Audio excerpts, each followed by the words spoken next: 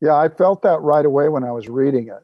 I thought right away, you have no business messing. You may feel ethically and morally right about what you feel about this child, but this is not our child.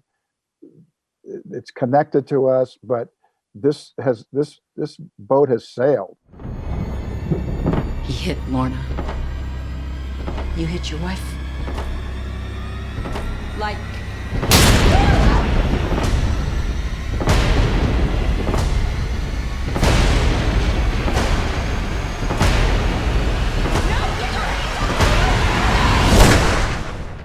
Don't start what you can't finish. I'll start off by saying, Kevin, it's great to see you again. We've spoken several times. How are you, sir? I'm good. Thank you, Dave. That is one incredible green screen that you have behind you as well, sir. Well, it's not really. It's the Bitterroot Mountains. There's a river right below it, the famous Bitterroot, which Lewis and Clark went down with Sacagawea. So I'm surrounded by history. I was being sarcastic because that is a beautiful background that you have, sir. Just gorgeous. My first question to you is, how is your hand? Oh, oh, I know. That was brutal. That was a brutal moment. And I'm glad they played it that way, because the movie starts off in a very authentic way and it holds its tone. There's a kind of an impending doom, if you will. And most men would feel it when their women sometimes, through their just force of will, drag you into something that you know that maybe this is not what we should be doing. But that's kind of the draw of the movie, and just see it play out. That kind of thing had to happen, and it did. And that's what made me want to do it. Diane, it's great to see you again. We met at Dawn of Justice. Good to see you again. All right. Yeah, that was a great film. This one, I'm not going to lie, was really intense to watch. Heart pounding. I was leaning into the screen. My hands were sweating. It was a lot. Did it feel like that as you were filming? We knew we had something good. We knew we had a very heartfelt scenario, and also, a good fight. A fight for good. I mean, in a way, right? A fight for kindness, if you can have such a thing. I mean, doing the wrong thing for the right reasons, or, it's quite a conundrum that we find ourselves in. I have to start it off by saying, I think somebody needs time out, and that would be Mrs. Weboy. Yeah. She needs to go and get a nice Indian head massage, doesn't she? She needs a lot. And just take a big chill pill. Exactly. You're just outstanding in this role. But I got to tell you, I'm here in Texas, and if the goal for her look was to have that big Texas pageant hair, is what we call it here, congratulations. Right. Nailed it. Yeah, I know.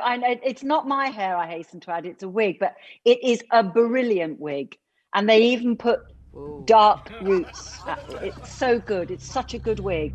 And having things like that right really kind of just get you in there, because as soon as we put that wig on and the red lips and red fingers and a bit of black eyeliner, you just thought, oh God, yeah, no, she's coming, she's starting to emerge. I've just got to get really bad now. And then she's there with a North Dakota accent. There is a major intensity to this film. As I'm watching this thing, I swear to you, I kept leaning into like I was going to be in the film. This thing, my heart was pounding, my hands were sweaty. Is that something that drew you to this? The fact that this is a very intense story? Yeah, I felt that right away when I was reading it. I thought right away, you have no business messing. You may feel ethically and morally right about what you feel about this child, but this is not our child. It's connected to us, but this boat has sailed, and she's not having anything to do with it. And there's an authenticity to that relationship that discusses that. It's a one-way discussion, really. Diane is going to have her way, but I go with her because I love her. So it's this weird combination of a love story with a couple who's been together for years. And for anybody watching closely, Men especially in some way, they go, this is bad. This is going to end bad. Tell me what it was like to work with Kevin Costner, because I read somewhere that you said that he actually was playing some of his music for you on the set to prepare you. Is that true? You did read that. I did. Did read that, and I did say that, and that did happen. It's happened to me more than just one time. It also happened to me with Robert Duvall, although Bobby wasn't actually the one doing the singing. This was just a piece of music that he wanted me to hear for Lorena in Lonesome Dove. But yes, I see a theme here with great actors manipulating me with music. That's fine. Bring it, I say. Whatever works. I mean, practically. But he's a great talent and multi-talented, and he would share his music with me sometimes, and that was very sweet. How long did it take for you to master that accent? Well, I didn't have that long, but I worked with a brilliant dialect coach in England called William Conacher, who I've since worked with, and I'm going to be working with in the future because he's going to be helping me on The Crown, but that's another thing. And he gave me some really, really good pointers, and we had a couple of sessions, I think, that we recorded. So of course I could keep going over and over them, but because I'm quite musical, everyone tells me the more musical you are, the better you are at dialects. Once I get the tune of something in there, I'm all right. I mean, he would say, for example, her opening line is, "I hope you like pork chops," and I think I was going, "I hope you like pork chops," and he said, "No, North Dakota is much more musical. It's, I hope you like pork chops." It goes whoop bum bum bum bum bum. So he would give me all these pointers, and it's great. You've worked with Diane Lane before. I know you both were in Dawn of Justice, but the chemistry that you both have in this film is incredible. I mean, honestly, it's as if you two had been married for like decades. How important was that to get right with Diane? Because again, your chemistry is amazing in this, sir. Well, thank you. That's a function of good writing. Maybe Diane and I are both smart enough to not get off the writing. But she inhabits something. I mean, she's been one of our handful of great actresses, and you think about her, she's a world-class actress, and she's been relevant her whole career.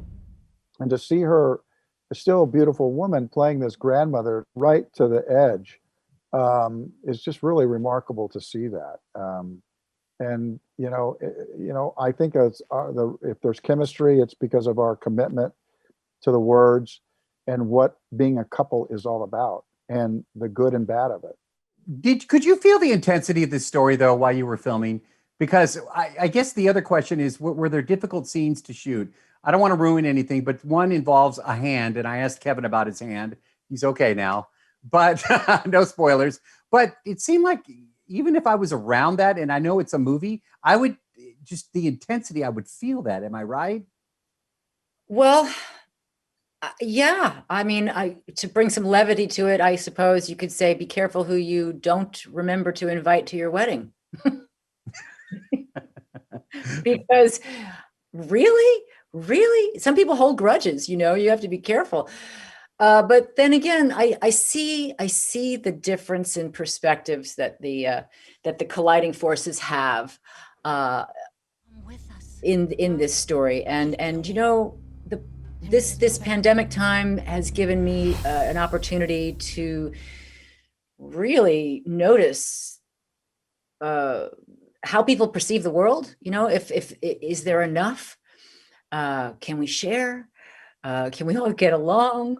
What is fair? What is just? All kinds of things are going on in the world. So this film, strangely, is a gift from 2019 that we get to open in 2020 that, for me, raises a lot of issues. And of course it is cinematic, and of course it has Kevin Costner in it. So I know the women are going to be watching. But it's gently and beautifully told. It's masterfully done. I think Tom Bazooka is great. One of the films I cannot turn away from when it's on television rerunning is The Family Stone. I think he's got a big, long future ahead of him as a director.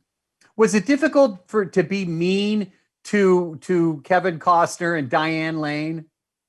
Well, of course, if I was being Leslie Manville being mean to Diane Lane and Kevin Costner, of course it would be difficult because they're gorgeous and we all adored each other.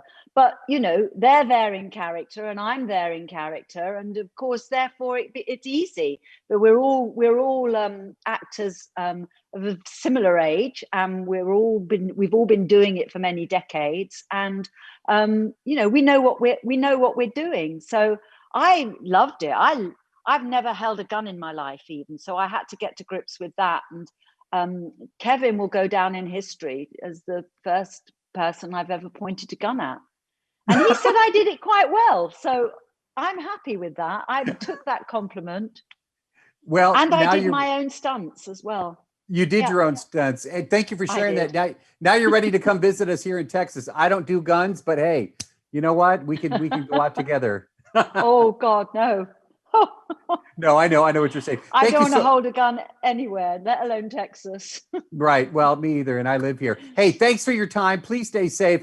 Congrats on everything. And you're amazing. Thank you very much. Thank you.